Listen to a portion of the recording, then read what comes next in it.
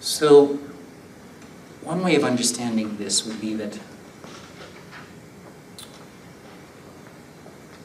sort of if you think of our sort of ingrained mental habits, we sort of tend, you know, and there may be somebody here who isn't like that, and I apologize to you, but many of us are like this. There's a certain kind of spinning quality to the mind. That spinning means kind of like the mind goes round and round and round and round and round and round, and it's actually quite uninteresting. Because although, you know, the drama appears to, like, you know, the character, like the boyfriends change, or the, you know, or the problem with dad changes, or whatever, but usually we kind of get back to the same point pretty rapidly. In Buddhist psychology, you get back to that point about 60 times in a minute. But even if we're not capable of experiencing how fast the mind is doing that, I think we all know that we're often in this situation going, oh my God, here I am, basically at exactly the same point all over again. And some people who've really analyzed thinking quite carefully say that we have an extraordinarily small number of thoughts. You know, it's like a very small number of sentences. You know, the nouns change and the verbs change, but basically, like, one of the extraordinary things is how many movies people go to see, right? But there's only like about 6 plot lines. And people spend gigantic amount of money to see the same story enacted over and over and over and over again. This is really amazing. So our minds are somewhat like that. And we all have some kind of yearning for a break from that. But there's a certain fear that if we weren't to keep going, you know, sort of who knows what would happen to us. I remember many years ago, we had a wonderful Swedish Secretary General in Amnesty International, and he said, you know, our minds are like the elastic bands in those old, once upon a time there used to be little model planes made of balsa wood, and then there was an elastic band like this, and you wound up the propeller like that. So, you've probably seen it in old movies, okay? And you do the like that, and they go, woo, and then the like that, and it would go, and you'd feel a tremendous sense of accomplishment, and then you wind it back. And he said, you know, our minds are like that rubber band.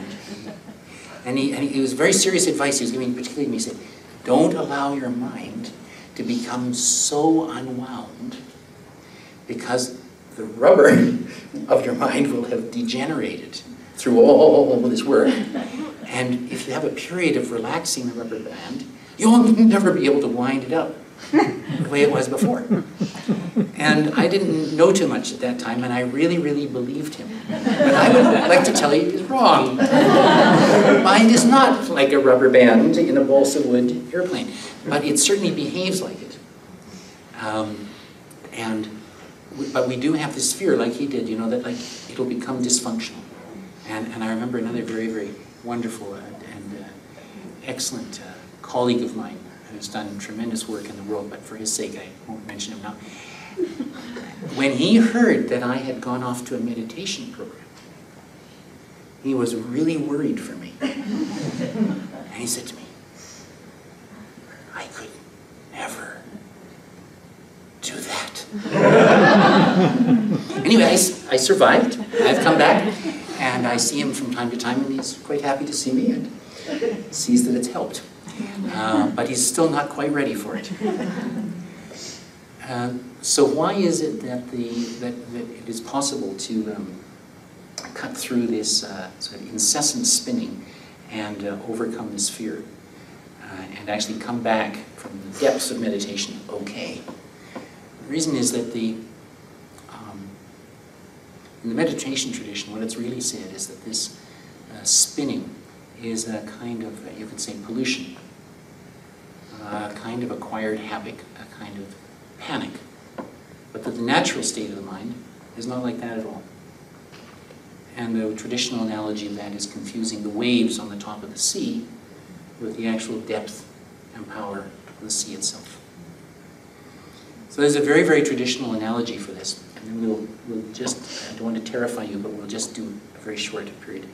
That if you have a muddy glass of water and you want to help the mud, you want to clarify the water and separate out the mud from the water, then don't do it by reaching in and trying to pick out all the grains of mud and the stones and all that kind of stuff. That will not work. That will just make it muddier. But if you take the muddy glass and you settle it, it's just a natural process that the mud settles and the natural clarity of the water becomes manifest. So this I can, without claiming remotely to be a great meditator at all, but in the few moments that I've sort of got the hang of this, believe it or not, it is true that the mind, when it is not spinning, actually has a greater clarity, a greater strength, and a greater ability to have powerful insight than it does when it's spinning and agitated. This might seem incredibly obvious, which may also be why you've come here this evening, but that's not so obvious if you are trapped in that spinning mind. But once we have the experience of what it's like to have a mind that's spinning, and an experience of that sort of stillness and clarity, then we go, oh, I might be able to see things more clearly. I might be able to understand some of my obsessive behaviors. I might be able to make choices at critical points between actually lashing out in anger or finding that I don't have to do that. It's just an old habit that I can release myself from. And that, I believe, very genuinely, is what someone like Archbishop Tutu, religiously we could say, does every morning. Because it's not enough just to say, I'm going to be a better person. I'm going to change the destiny of my country.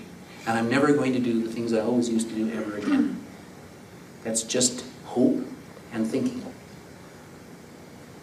And we actually have to have some method by which, just as an athlete trains over and over and over again, as opposed to trains for a month and then runs races for the rest of their life, we have to say, well, if we're going to have this long-term strategy to be of help to ourselves and to the rest of the world, I guess we're going to have some form of mental training that enables us to continue to be useful even in times that might be more difficult than the times we're facing now. So there is a very basic method for doing this, and I thought I could just give you the basic outline this evening. We could do a little together for a few minutes, and it'll be something that we explore more in the morning for those of you who are coming to the morning session. And then after we've done that, I want to say just something else about then working with others, because something that's very important in that, which is also extremely helpful, and we'll try a little of that, and that way I hope you'll have a little bit of the theory and a few moments of practical experience. Both of these things come with a health warning. The health warning is that they are so simple that you could be profoundly disappointed. And I don't apologize for that. So I'm going to just give you a little bit of meditation guidance here. You don't have to think of this. I think it's very important not to think of this as unique to, first of all, the Buddhist tradition, or unique to any kind of spiritual tradition. In fact, if you really examine a lot of work, or the memoirs of all kinds of people who've made an enormous impact and who are sort of memorable throughout history, you find that there's some sort of analogy to this that was part of their life that enabled them to accomplish what they did. So it's really just working very simply and very straightforwardly with some fundamental qualities that we all have about the mind.